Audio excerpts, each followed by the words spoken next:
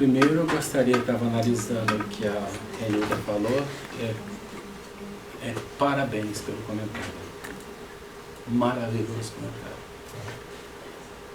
O que ela falou, que nós hoje damos mais valor a títulos, é uma grande verdade. Cheguei a um dia levar isso, aproveitando que o presidente da FEB estava aqui, junto no centro, e falei com ele, digo que o movimento hoje dava muito valor a isso. A pessoa ia fazer uma palestra, aí colocava, hoje quem vai falar sobre o livro dos Espíritos, determinado assunto, é fulano de tal, formado em contabilidade, fez curso de datilografia, fez pintura, fez isso. Aquilo me irritava. Eu achava ridículo. Hoje quem vai falar é fulano X, formado em psiquiatria, isso, cheio de tipo. Mas aí quando você escutava, dentro do meio da palestra, você escutava determinados absurdos ou coisas que não coadunavam com a doutrina. Eu disse, é esse que o movimento vai? Aqui dentro de uma casa espírita, o doutorado chama-se Jesus e Kardec. Sem esse título, esses dois, você se retira, porque você não é apto a assumir essa. Jesus e Kardec, eles são os doutores. Estava conversando converso muito com um amigo, até conversei com alguém. Quando você pensar em Kardec, você bota muitos zeros à frente. Porque é professor, grande venerando, grande professor. De uma capacidade que a gente não tem ideia do que é Kardec. De um espírito dessa capacidade.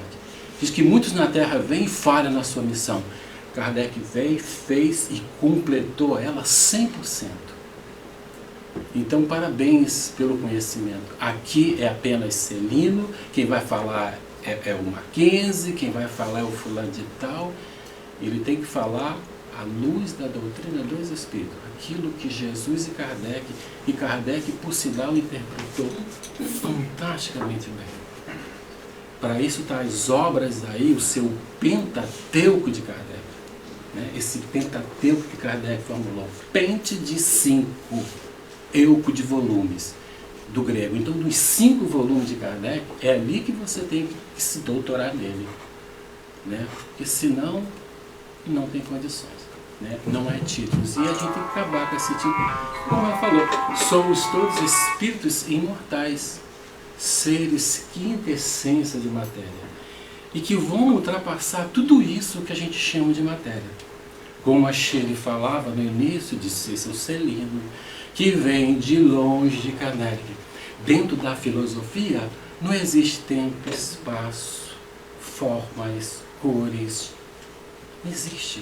Porque tudo isso é mental state, e mental states, elas não existem, porque o verdadeiro existência está fora. Está fora do que a gente chama de matéria, segundo os grandes pensadores. Então, eu venho com tanta satisfação aqui, que eu não vejo a hora passar. Não é verdade? Quando você vai aprendendo essas lições do Evangelho e se desvencilhando daquilo que a gente traz em encarnações passadas, nos nossos arquétipos, né? Nos arquetábios, das primeiras impressões, que já tivemos muitas encarnações, a gente vai vivenciando esses ensinamentos melhor e aprendendo a vivenciar isso. Fui visitar alguém no hospital e fui e tal. Aí a amiga disse, Deus lhe pague.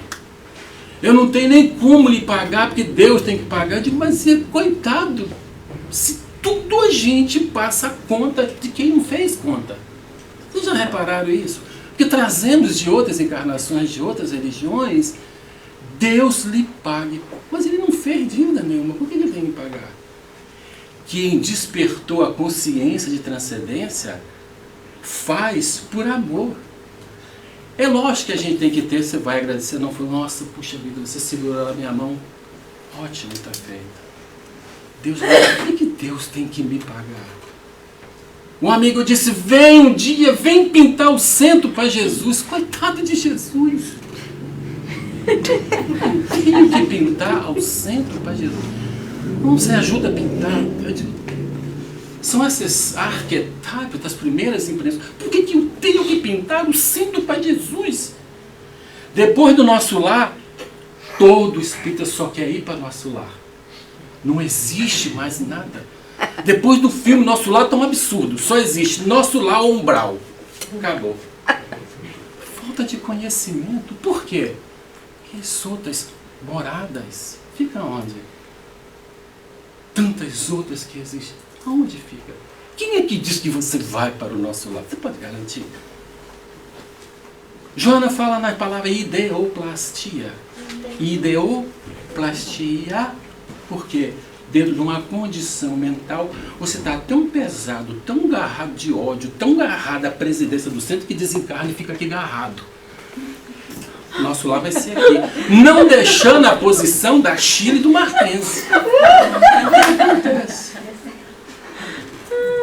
Na espiritualidade, existe um hospital, diz que quase 90% é de quem é espírita. Será? Grande percentual é espírita. Quantos espíritos tem presidente do centro com chave no bolso até hoje? Não tira a chave do bolso. Não quer largar a posição. Aí está tudo falando que vão para nosso lar, coitados. Vão para um hospital ser tratado, psiquiátrico, porque não conseguiram desvencilhar. Então, o Evangelho, esses ensinamentos de Kardec, eles vão nos ajudar a aprendermos a desvencilharmos, sabe, dessas coisas. Mas como é que se faz isso? Só por uma coisa, conhecimento. Quem é que vai dar conhecimento? As obras de Kardec, esses ensinamentos. Né? É eles que vai nos direcionar à luz do Evangelho. Já tivemos contatos com esses ensinamentos, não é só com a doutrina espírita. É preciso fazer uma observação, né, que a doutrina espírita, ela começa a trazer, em 1857, é que Kardec começa a formular e trazer esses conhecimentos. Mas esses conhecimentos que nós já tivemos contato com eles, é que antes, no passado, nós esquecemos e não estávamos em condições de assimilar, devido ao quê? Ao nosso grau evolutivo. Nós não estávamos em condições. Né? Os grandes pensadores, que a gente vai ver alguns, ele diz que é como que nós estávamos num estado de caverna. Nesse estado de caverna, era o estado mental que nós não conseguimos assimilar esses conhecimentos. Olha, 5.000 anos antes de Jesus, no qual Emmanuel fala da raça branca ou da raça amarela, a China milenar passava todos esses ensinamentos. Principalmente tinham grandes inteligências na metafísica. Não é? Já tinham a consciência de um Deus único, de um monoteísmo. Já sabia Deus. Lao Tse, segundo Emmanuel, não fica devendo nada no seu livro, no Fu Yong, diz que não deve nada ao Evangelho segundo o Espiritismo, no capítulo 17, seja perfeito, como perfeito é o vosso Pai que está no céu. Emmanuel coloca uma frase só para demonstrar como Lao Tse, como eles já sabiam disso. Então ele diz ainda, o Senhor dos céus é sábio e bondoso. Toda criatura sábia e bondosa é a vossa manifestação. Olha aí, tem alguma coisa diferente do Evangelho? Não. Lao Tse, Lao Tzu, Confúcio, todos traziam esses conhecimentos para a gente. E nós, por quê? Nós, nesse período, não tínhamos condições de assimilar esses conhecimentos. René Descartes, 1581, que faz a grande revolução, né, traz hoje ideias muito à frente de Kardec. Já falava de ideias inatas, já falava de perfeição, como aquele homem conseguiu? Já falava da perfeição, já falava das ideias inatas. que as ideias inatas não eram ideias consequentes a um desenvolvimento, a um aprendizado, mas nascíamos com ela. Isso em 1581 o francês trouxe esse conhecimento. Como ele acionava uma filosofia chamada de racionalismo, em que tudo tinha que ser provado dentro da razão, da verdade. Isso não lembra Kardec mais tarde? O que Kardec nos diz e nos recomenda? Em que tudo deve ser passado pelo crivo da razão. Não é que o fulano falou, fulano outro disse, outro disse. Né? Ele segue o racionalismo. Agora, conceber que Kardec não estudou esses grandes pensadores é brincadeira. Não é verdade? Portanto, o Evangelho é de uma nobreza, é de uma colocação fantástica de Kardec. A sua ordem pedagógica que ele coloca é incrível.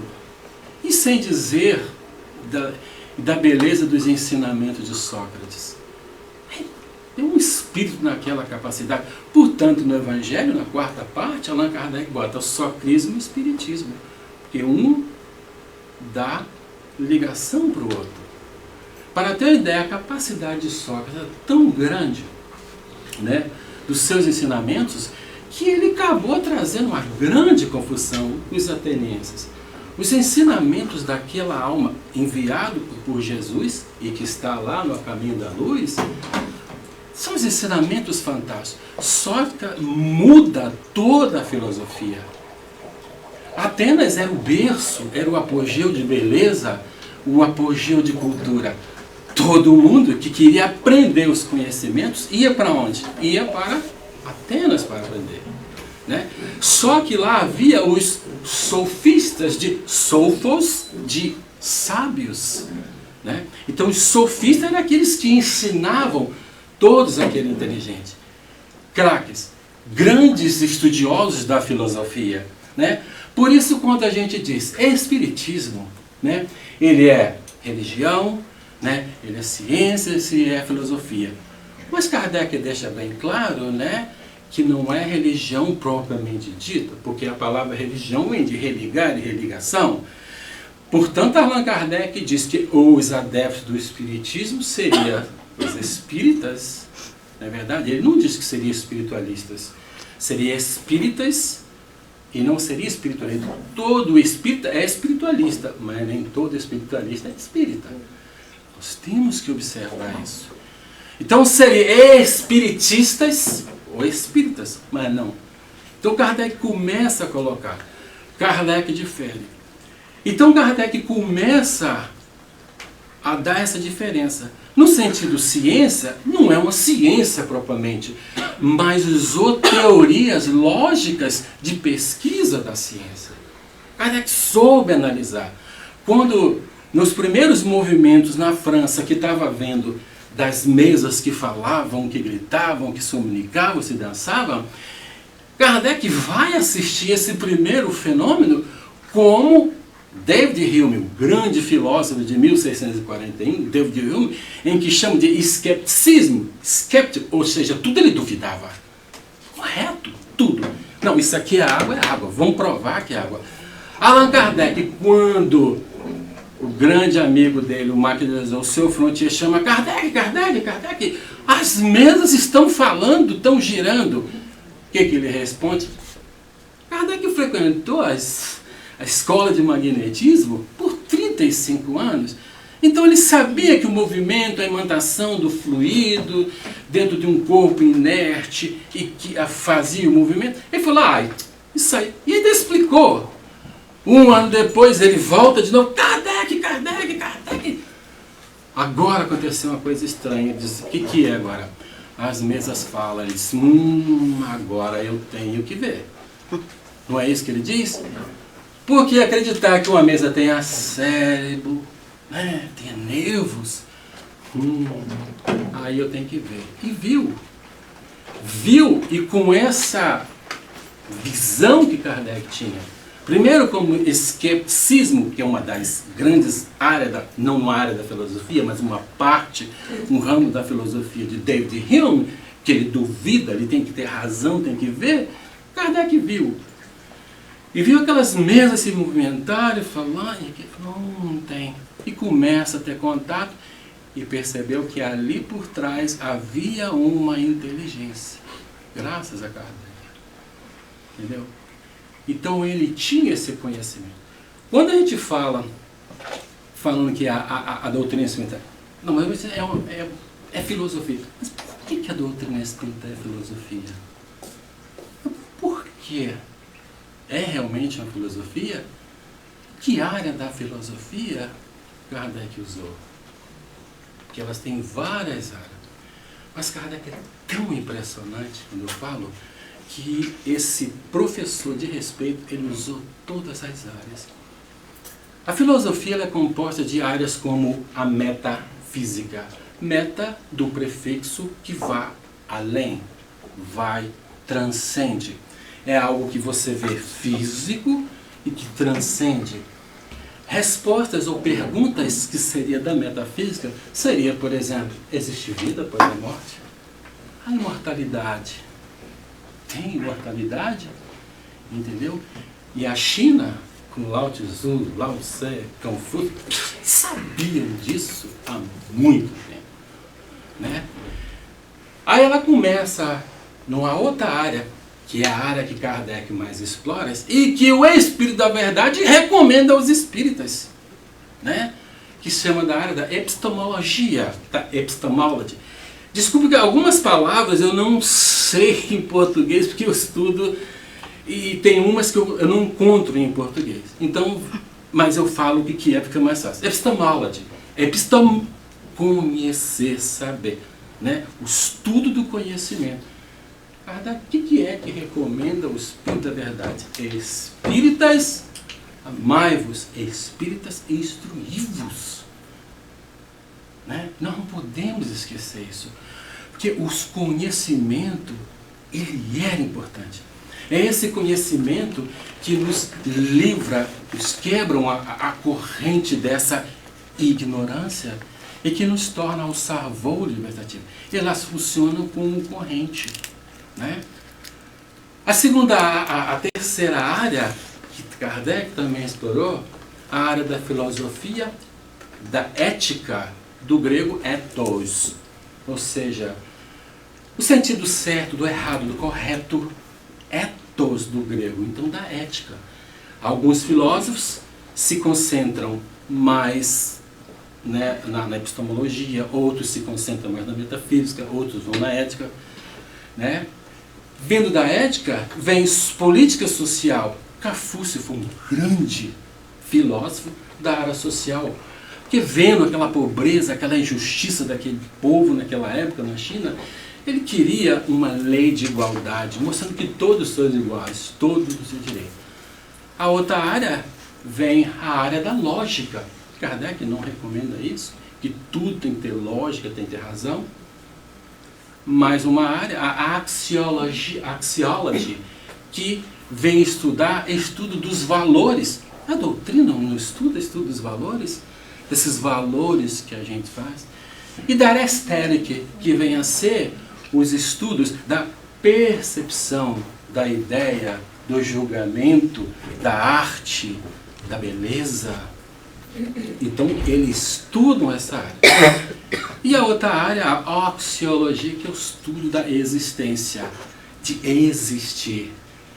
Quando então a gente fala a doutrina espírita, né, é uma filosofia? É filosofia, sim. Porque o grande estudioso Kardec estudou todos esses grandes pensadores. E estudando tanto esses grandes pensadores, é por isso. A filosofia vem de filo, amor. Zofia vem de zofo, do grego sábio. Pegando a palavra na etimologia, amor dos sábios. Você quer mais amor do que o maior sábio da terra, Jesus, nos deu? Ele vem trazer esse conhecimento para a gente?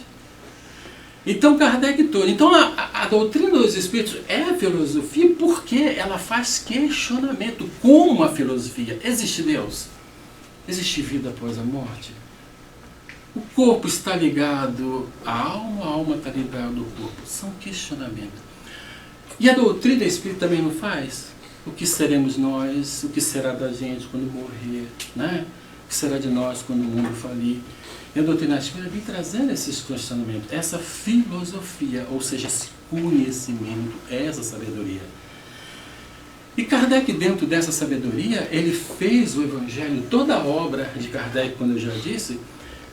Kardec, sendo professor, um educador, ele usa a área, né, desse conhecimento, principalmente da pedagogia. Kardec é um pedagogo nato. Quando você pensa um pedagogo, você bota Kardec lá em cima e depois os outros lá embaixo, porque o mestre em pedagogia, né, mestre em literatura, porque quando você começa a olhar as obras dele, fala, meu Deus do céu, como é que esse homem conseguiu colocar isso? Que capacidade tinha esse espírito? É por isso que a gente tem que obedecer o Espírito de Verdade, quando diz espíritas, amai-vos, instruí-vos, porque ele diz, já que isso é uma filosofia, já que isso é uma ciência, já que isso é uma religião, isso necessita ser estudado continuamente. Porque o próprio Venerando Senhor diz que muitos poucos abrem o Evangelho, e quando abre, ele abre por desencargo de consciência. É o próprio professor que diz isso. Como é que eu posso, esse Evangelho pode avisar? Como que ele pode organizar a minha vida? Como é, se eu não pego? Ou quando eu pego por acaso, ou eu pego de vez em quando, ou eu pego por desencargo de consciência. Conhecimento é o que ele que vai nos livrar de muitas coisas. Vai nos dar serenidade nos momentos mais difíceis. Não sei se vai levar-nos para nosso lar. Isso não importa. Você vai para onde for. Você vai feliz. Na minha área diz que eu sou doido, obsediado, maluco, alguma coisa. Eu digo, tá bom, mas se eu for para o inferno, eu vou esperar vocês com um galão d'água. Eu vou ficar só servindo. Não tem problema, o senhor é doido, não tem problema não. Se eu for para o inferno, eu vou ficar lá com um barrilzão d'água, só esperando. Não dá água, porque se eu for, quem somos nós para dizer quem vai, quem não vai? Não importa. Não é? Por quê?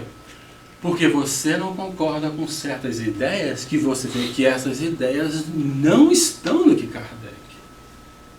Nós temos que tomar cuidado. Temos que seguir Kardec na íntegra. É ele. Opiniões. Isso não vai. Nossas opiniões. Né? Primeiro, a metafísica e a epistemologia, ela vai colocar uma sequência. Sócrates foi tão grande que até na hora da morte, é incrível, quando se fala isso, até na hora da morte, antes de tomar o veneno, o hemlock, secuta, hemlock em inglês, antes de tirar de uma planta chamada hemlock, antes de tomar, ele tinha 3 filhos, mais velho, 20 anos, casado com Xantipa. Quem mata Sócrates? Os próprios sofistas, ou seja, os professores que, por quê? Interesse. Todo aquele que começa a trazer muito conhecimento, ele nos incomoda. Ele nos incomoda. Segundo Allan Kardec, na Revista Espírita, diz que, nas obras póstumas, Kardec diz que quando você começa a subir demais, aquele que não quer, ele bota você do seu tamanho, sabe o que ele faz? Bate nas suas pernas. Lógico, se você sente dor, você desce. Então é mais fácil. Todo aquele que não quer subir, ela está estudando demais, ela está se revelando demais. Peraí, está me incomodando. Eu bato nas pernas, ela cai, fica do meu tamanho ou mais baixo. Então é isso. Não coloca. Né? Então, na hora, até o candidato que leva a secuta, o copo para ele, o hemlock, e ele sente que ele estava se sentindo mal por fazer aquilo. Havia um disco de cobre, e que tinha sim, não, culpado, não culpado. E eles rodavam o disco e paravam no culpado. parava no culpado, parava no culpado. A votação foi de 240 a 180 para ele ser eliminado. Ele foi para a prisão, na boa, deu o seu último colóquio, mas deram oportunidade a ele. Abriram a cela. Os sofistas. Se você fugir e esquecer tudo isso que você falou, você tem direito. Foge. Platão achou impressionante. E dos seus maiores pupitos, dos grandes alunos que ficavam agarrados com ele, Crito. E Crito diz, foge, mestre, foge. Diz, não, Crito. Um homem justo não foge da sua responsabilidade. E ali ficou. 2 dias depois da sentença, finalmente vem o Hemlock. Traz o remédio para ele. A pessoa que leva o veneno para ele, vai numa tristeza. E ele diz, escuta, eu sei que você não está fazendo, me dá o remédio. Ele dá o depoimento, até comigo ele foi carinhoso, até nesse momento ele me amou, olha a grandeza daquele espírito. E toma, o remédio faria em 10 minutos, finalmente, a secuta, o Hemlock faria. Né? E ele tomou e deitou-se. E aí perguntava, suas pernas estão mexendo? Está sentindo? Ele disse, não estou sentindo a perna. Está sentindo os braços? Ele, não estou sentindo os braços. E ele disse, não estou sentindo mais meu corpo. Crito, desesperado e chorando pela morte do seu mestre, ele disse, antes que ele fechasse os olhos, ele disse, mestre, o que é que faço com teu corpo, mestre? Diga-me qual é o desejo, o que é que eu faço com teu corpo? Grande filósofo responde, Crito, faça o que tu queiras fazer com o meu corpo, mas Crito, muito cuidado. Sabe por quê? Ele disse, por quê, mestre? Eu tenho que ter muito cuidado. Porque, Crito, eu posso fugir de você, mesmo morto. Mas como? Por que ele respondeu? Crito, cuidado que eu mesmo morto posso fugir de você. Crito depois foi entender. O que Sócrates quis dizer que todo aquele ensinamento, se você não mais praticar, você poderia estar distante. Nosso Evangelho. A distância dele, ele é. Salomão, em Livro de Reis, diz que livro sagrado fechado é obra morta, mas livro sagrado aberto, ele é a voz do Deus de Israel. Pentateuco de Kardec aberto é a voz dos espíritos nobres nos ensinando. Então, dentro desse processo de toda a filosofia, Allan Kardec foi formando. Vários filósofos pensadores vieram trazendo esse ensinamento para nos tornar o quê? Muito mais felizes, porque nós estamos aqui para ser felizes. Ninguém está aqui para sofrer, né? Nós viemos aqui para ser partícipes, por isso reencarnamos, para adquirir conhecimento e ser partícipes desse universo, porque somos espíritos livres. E Allan Kardec começa, né, coloca esse evangelho de uma cronologia, de uma fase muito, muito importante. Né? Uma pessoa uma vez disse,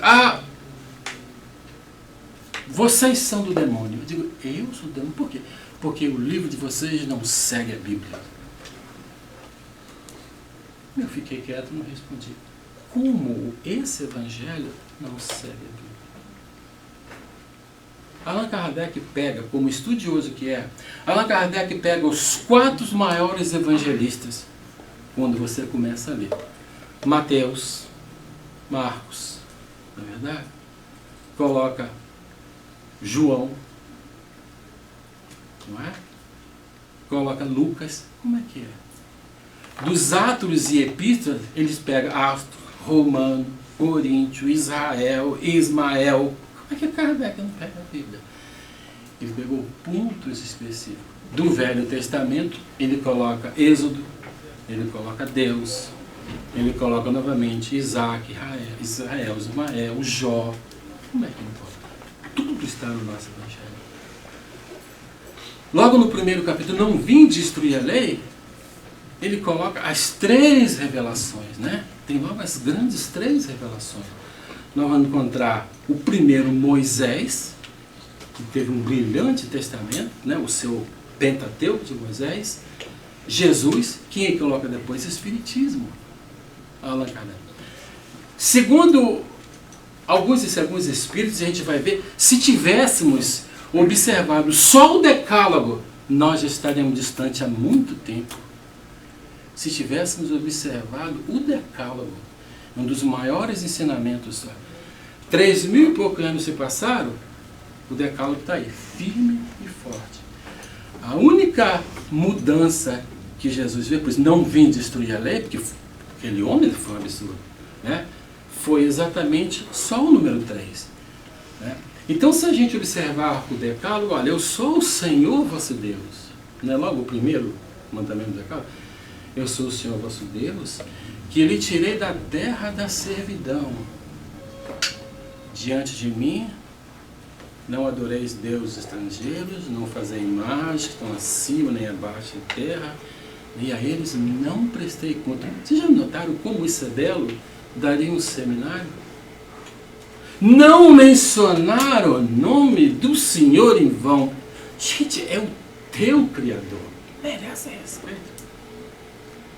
Lembrai-me de santificar o sábado. Esse o mestre teve que mexer. Segundo Emmanuel no Consolador, escravos eram fracos, muitos eram fortes. E eles não tinham descanso e eram obrigados a trabalhar. Muitos morriam de cansaço. Morriam de cansaço e não aguentavam. A quem que eles obedeciam? Deus. Moisés, né? Lembrai-vos de santificar. Era o único dia que os candidatos tinham descanso, porque senão eles morriam. Honrai vosso pai e vossa mãe. Dos mais velhos. Não mateis. Não roubeis. Né? Não cometereis adultério. E que Allan Kardec vai explicar muito bem que esse adúltero, o verbo adulterar, significa você mudar um produto da originalidade para outro. Né? Veja num exemplo, claro que até metafísica, né? Porque a gente tem que tocar no físico para entender. Metafísica, que vai além. A gasolina tem um percentual de álcool, tem um percentual de petróleo, tem um percentual de água raiz. Né? O que os caras faziam para vender mais? Muita água raiz. Estava adulterando o produto. Então, por isso era preso, porque estava contra a lei.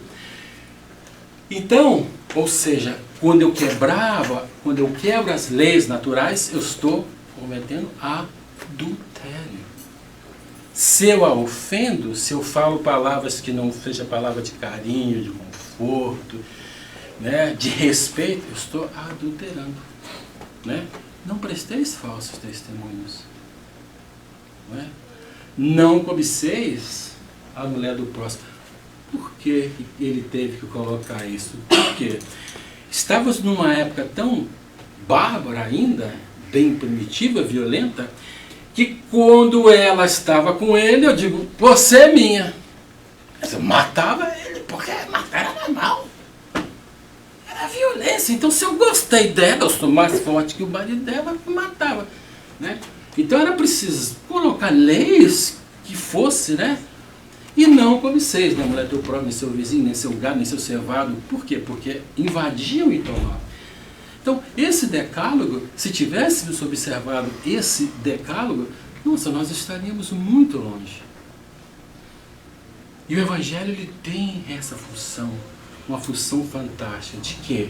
Primeiro, de nos instruir quanto aos fatos da vida, esse ensinamento.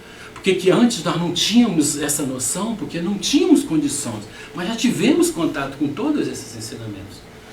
Mas não estávamos ainda, né, a nosso nível de percepção ela não estava aguçada, não havia esse desenvolvimento. Por isso não assimilavam essas ideias. Então não assimilava, a gente não tinha condições, mas já estivemos com ela, né?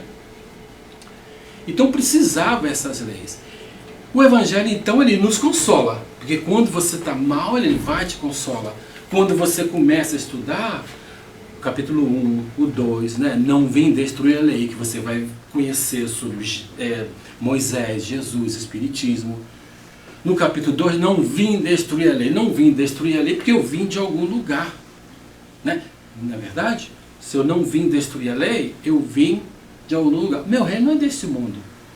No meu reino é desse mundo, Jesus começa a falar já né? Ele começa a introduzir a outra, né? Da rainha, né?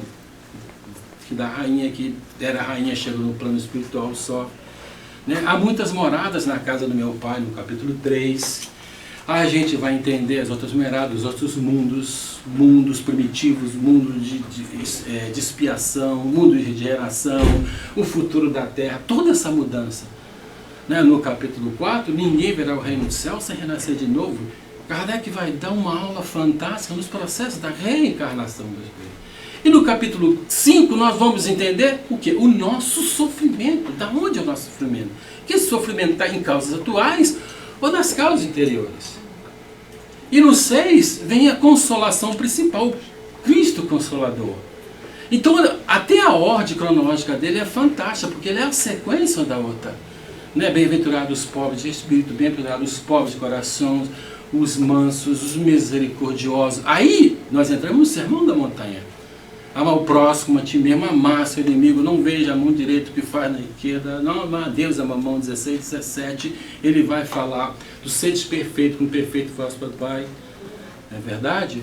E os últimos serão os primeiros, né? Os trabalhadores, a fé remove até 19, no 20, os últimos serão os primeiros, fala que os espíritos agora são, né?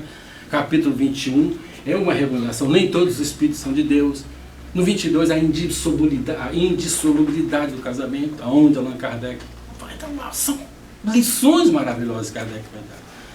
Então esse Evangelho tem essa função, né, de nos instruir, amparar nossas almas sedentas com essas dificuldades. E também eu digo que às vezes, né, e vem um pouco também, nos dá um determinado puxão de orelha. Mas como assim? Eu contei até, acho que foi para o Mackenzie da pessoa. Eu tive há um mês e pouco um acidente muito feio. Era de noite, um jovem com um menino atravessou o sinal vermelho e acabou com o meu carro. Foi um impacto tão grande que eu jamais tive um acidente assim. Na hora você faz, eu estou morto ou estou vivo? Eu estou vivo ou estou morto? Que você não sabe, porque a cabeça não... a pancada é tão violenta que você fica assim. Mas ele fala, você está encarnado ou estou desencarnado? Eu estou encarnado, estou desencarnado. Aí escutava os bombeiros falar, ei, falava a voz longe, você está bem? Você não está bem? Mexe aqui, muito longe, muito longe. E quando eu vi, estava no hospital. No outro dia eu fui ver o carro, foi impressionante. O carro fez isso. A conta do meu corpo ficou no carro. Eu falei, gente, o negócio foi feio. Fui ver o carro. Já 2 dias depois fui ver. O carro acabou, rasgou no meio as bags. Então, e tive muitas escoriações.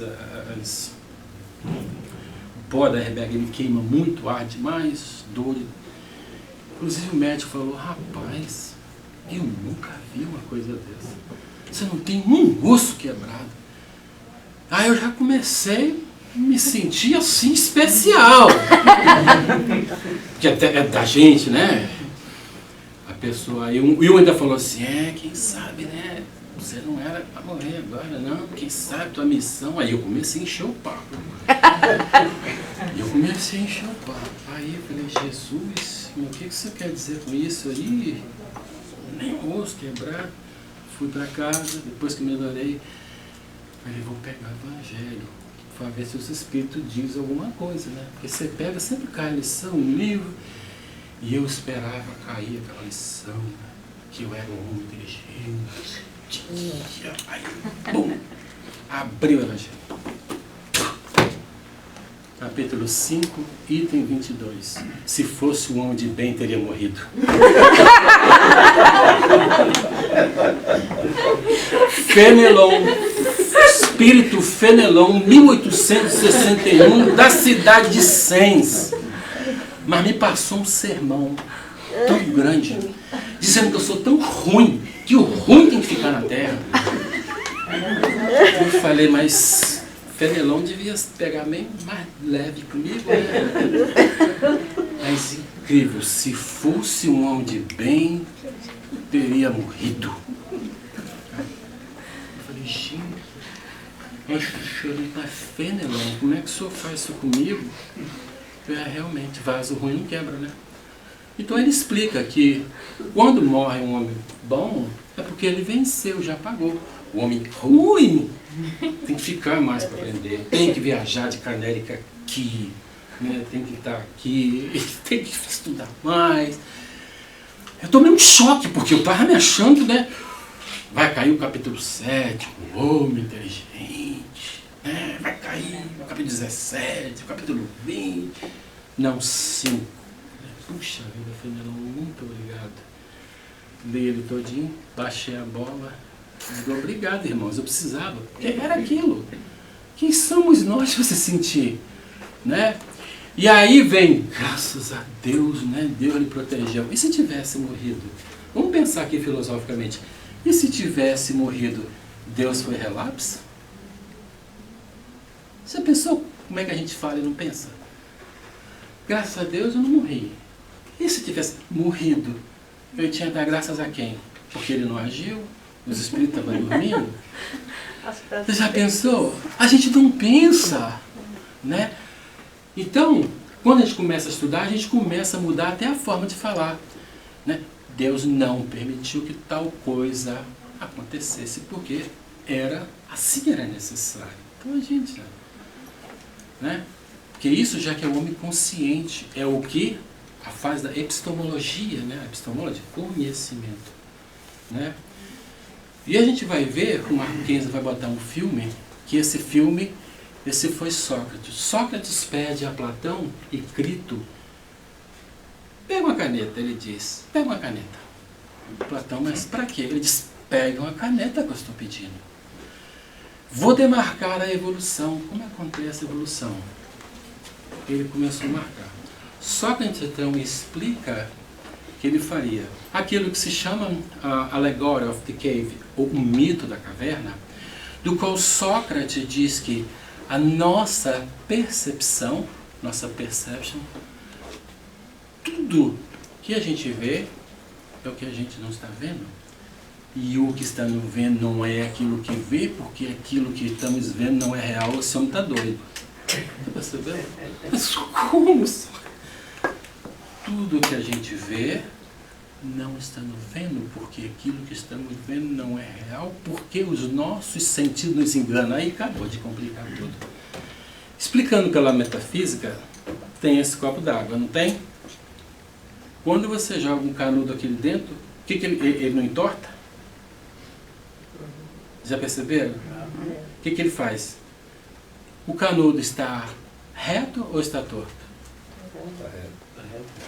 Bom, seus sentidos te enganam. Para um está torto. E está com verdade que ele está torto. Para outro está. Quando olhamos o mar de longe, ele cria uma reta, né? Ali é o final dele, não é? Tudo que tu vê, tu não está vendo. Porque o que tu vê são os seus sentidos lhe enganando, fazendo ser de bobo. Ele estava correto. A estrada, ela some, e de repente ela fecha. A estrada acabou ali, não acabou? Mas quando você anda, o que ela acontece? Ela vai abrindo. Sócrates pede que nós precisamos passar da metafísica, que são os 5 sentidos, para mudar da metafísica para a epistemology, ou seja, razão, conhecimento e compreensão. Então ele coloca as primeiras fases, ele coloca opinião e imaginação. Para mais na frente entrarmos na fase da epistemology, ou seja, do conhecer. E é esse conhecimento que leva o sol. Ele coloca o sol e coloca Deus. Toda a nossa existência é conforme nós estivemos amarrados, acorrentados, às nossas sombras, as nossas concepções, as nossas opiniões. E dentro dessas sombras acorrentados, nós vimos imagens que não eram reais, que era a única que conhecia. Sócrates então pede a Crito que desacorrente esse sujeito agora. Quando ele estava acorrentado, ele passa uma imagem na parede. Ele cria uma fogueira e ali passava burro, cavalo. O que os prisioneiros só conseguiam ver eram imagens na parede. Para eles, aquela imagem era real, mas não era. Então ele pede agora, Crito, solta soltou. Quando ele solta, ele começa, ele assusta. Porque agora ele vira e vê a realidade. Ele vê que quando todo mundo passava, era real, mas refletia a imagem. Porque era na fase da opinião, da imaginação. E não era o real. Quando ele sai para fora da caverna, ele vê a luz. Agora ele vê a nova visão. Ele vê que os pássaros, as pessoas eram real, ele tocava. Diz Sócrates que todo aquele que pega um grande conhecimento, o que ele faz? Ele volta para a caverna para buscar aqueles que não têm conhecimento. E eles olham ele de forma estranha, quadrada, voz. O que acontece? Matam. Matam. Não é assim que acontece? Os grandes pensadores, todos foram mortos. Vou pedir o Marcon, um dos maiores mitos da filosofia, no qual Platão, no livro A República, no item 6, nos dá uma grande lição de uma transição de metafísica para a epistemologia, ou seja, a área do conhecimento.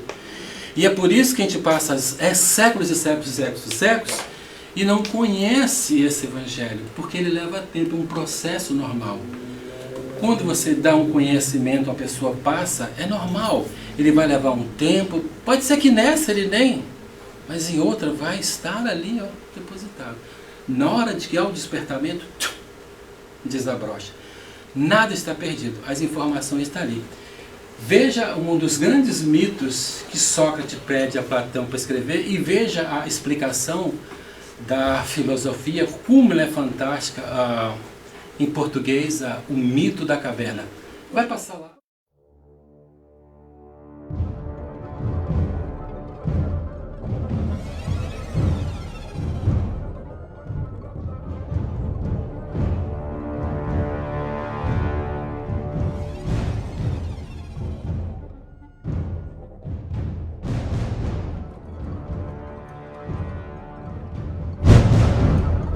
O mito da caverna.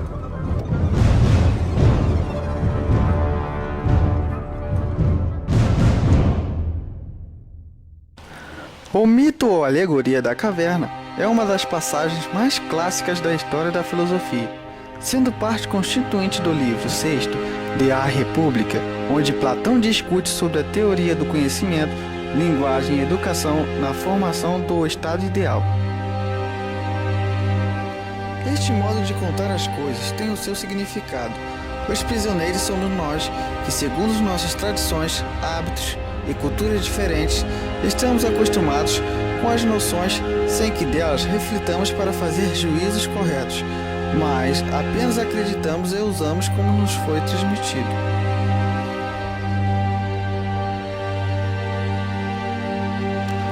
A caverna é o mundo ao nosso redor, físico, sensível, em que as imagens prevalecem sobre os conceitos, formando em nós opiniões por vezes errôneas e equivocadas.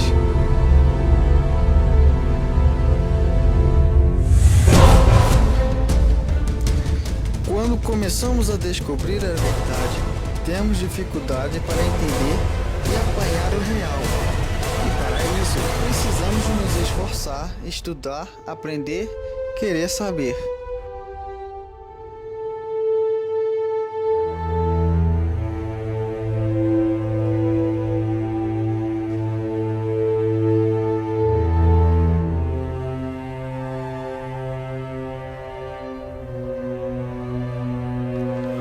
O mundo fora da caverna representa o mundo real, que para Platão é o mundo inteligível, por possuir formas ou ideias que guardam consigo uma identidade indestrutível e imóvel, garantindo o conhecimento dos seres sensíveis. O inteligível é o reino das matemáticas, que são o modo como aprendemos o mundo e construímos o saber humano. A descida é a vontade ou a obrigação moral que o homem esclarecido tem de ajudar os seus semelhantes a saírem do mundo da ignorância e do mal para construírem um mundo mais justo, com sabedoria. O Sol representa a ideia suprema de bem, ente supremo que governa o inteligível, permite ao homem conhecer e de onde deriva toda a realidade. Portanto, a alegoria da caverna é um modo de contar imageticamente o que conceitualmente os homens teriam dificuldade para entenderem, já que, pela própria narrativa, o sábio nem sempre se faz ouvir pela maioria ignorante.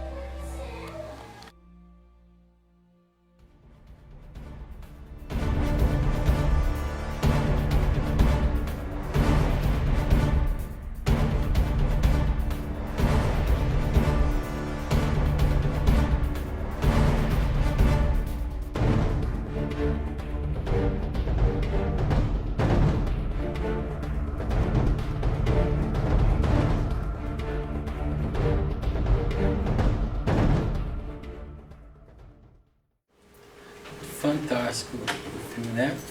Você viu como o conhecimento é necessário. Como Sócrates e Platão, 500 anos antes do Cristo, chega a essa conclusão, né? É muito conhecimento. São espíritos realmente de alta escola. Agora veja que o mais interessante, quando qualquer um de nós amanhã alcançar esse conhecimento, ninguém consegue ficar na inércia, né? A gente desce de novo para buscar aquele fim. Isso é o processo que eles dizem de altruísmo. Vai chegar um dia na nossa humanidade geral que todos nós vamos sair do egoísmo e vamos só viver o altruísmo, né? Do grego, uma palavra de origem grega do outro, alter, de outro. A gente vai passar mais a olhar por outro. É por isso, quando eu estava olhando dizer, quando eu vou no hospital visitá-la, não, é meu dever de altruísmo, porque agora eu aprendi que eu tenho que ser assim. Não é se eu visitá-la porque eu vou para a capela, eu vou... Não, é para mim, porque eu atingi isso. Isso é altruísmo. A gente aprende a ver o outro, né?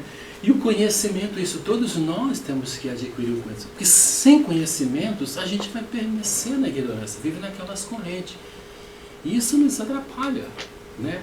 Isso é uma das grandes áreas da filosofia, no qual é explorada pela doutrina espírita, a epistemologia, né? Que é a área do conhecimento. Espíritas, né? Amai-vos, aprender a lidar um com o outro. Agora, espírita, instruí-vos. Para isso o Evangelho, né?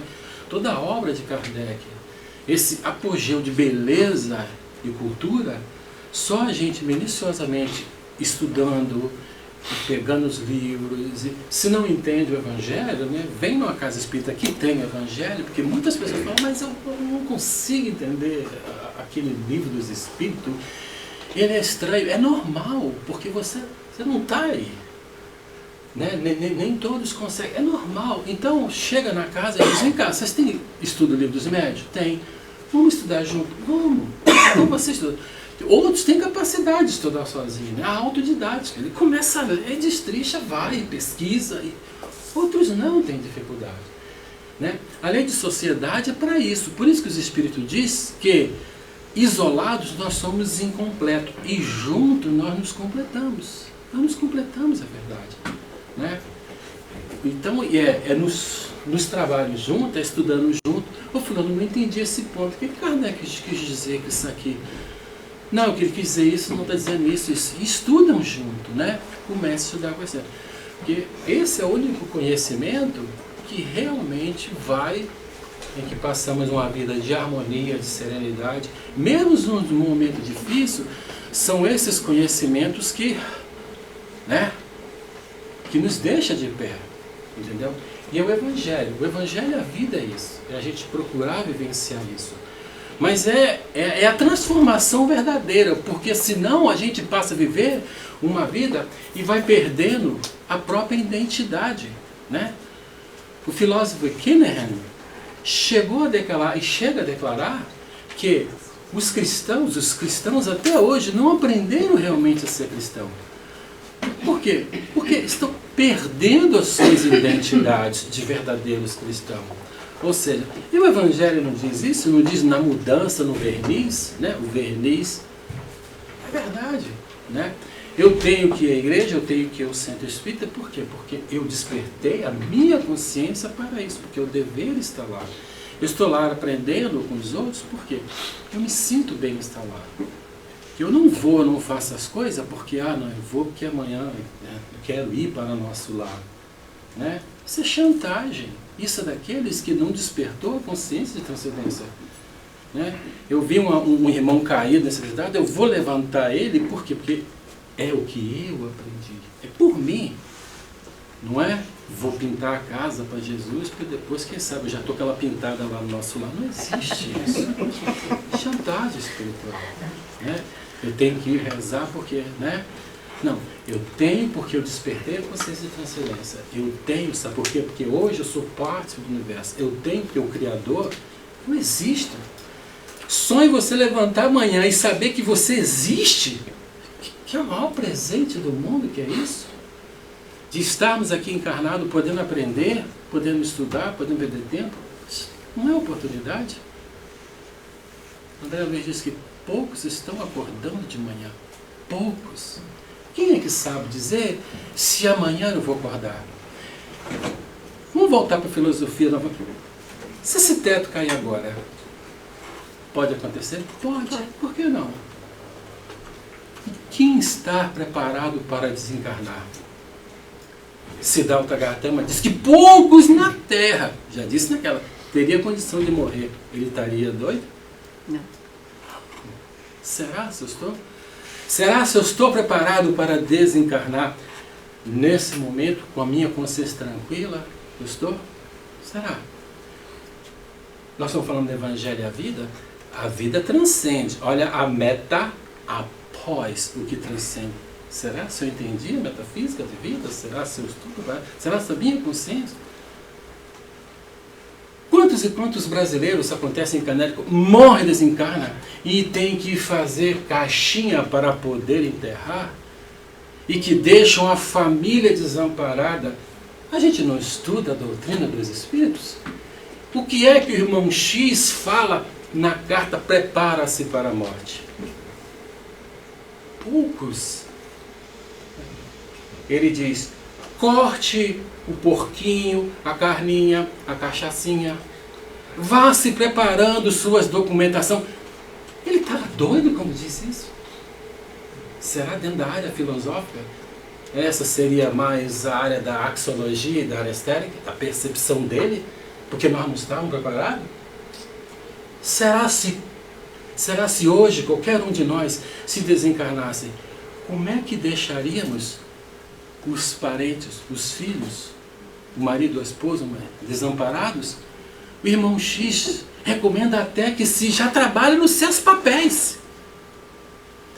Eu conto que nesse acidente, apesar que Fenelon me deu uma chicotada aqui, se fosse um homem de bem teria morrido, mas naquele momento eu me senti tranquilo.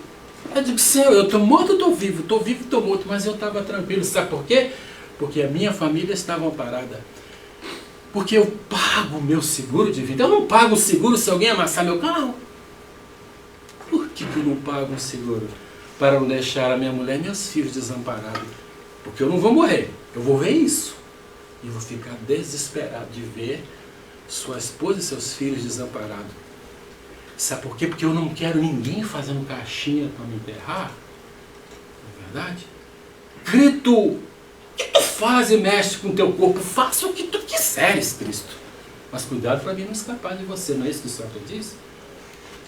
Faça o que tu quiser, Cristo, do meu corpo. Mas cuidado, Cristo, porque Cristo, eu posso escapar de você. O que ele quer dizer? Do conhecimento, da epistemology. as áreas importantes da lógica, da ética, da estética, da axiologia, da ontology. Isso é a área da filosofia, em que Kardec dá um banho nessa área. Porque se pensar em Kardec, você bota 3.000 anos na frente. Então a gente precisa disso. Ao sair daqui, chega em casa, olha seus papéis. Será se eu tenho meu seguro de vida? Ou será se, não sei se aqui tem Centro Brasileiro que enterra. É o que a gente tem lá. Sempre no açougue tem uma caixinha para enterrar o irmão fulano ou para extraditar o corpo. O irmão X dá essa recomendação: prepare-se para a morte. Primeiro pelas suas atitudes interior, sua mudança, sabe por quê? Para morrer de consciência, entre aspas, para fazer a travessia tranquilo, de consciência tranquila. Inclusive materialmente na área da metafísica, que eu estou pegando, ninguém podendo enterrar. Naquela hora eu fiquei tranquilo. De se realmente eu estiver morto, meus filhos estão... O que tem para receber vai... Né? Podem ir para o Brasil e ficar muito bem com o seguro de vida. Sabe por quê? Depois de ter lido o irmão X. Prepare. Você tem seus vícios, seu defeito, aquilo que te incomoda, já vai trabalhando, cortando. Por quê? Já que não morremos e já que levamos todas as nossas virtudes e nossos vícios, para não fazer aquilo que André Luiz disse, vai ficar vampirizando os outros aqui na Terra. Vai ficar. Se não cuidou da cervejinha, vai chegar no bar e vai, ó, beber junto com o outro. Não é? Você não muda. A morte não transforma ninguém perfeito. Ninguém. O que torna você perfeito é a sua transformação moral. São seus atos e a sua atitude. Então fica uma observação aqui. A carta do irmão X, né? Preparem-se para morrer. Como diz Buda, só morre aquele que é digno. E é verdade. Só morre aquele que é digno. Porque merece. E nós estamos aqui, veja lá, se fosse viver bem, teríamos morrido. É verdade. Porque ainda não mereci. Né? Mas enquanto não merece, se prepara. Porque são fatos do dia a dia. Acontece, a gente não sabe. Quem é que pode garantir? A gente não sabe. Né? Então aqui fica o recado, né, desse Evangelho Fantástico. E agradeço a casa, agradeço o Mackenzie. E principalmente agradeço a paciência de vocês terem ouvido. Né? Só isso aí já deve ser uma grande caridade. Okay? Então, obrigado. Boa noite. Boa noite.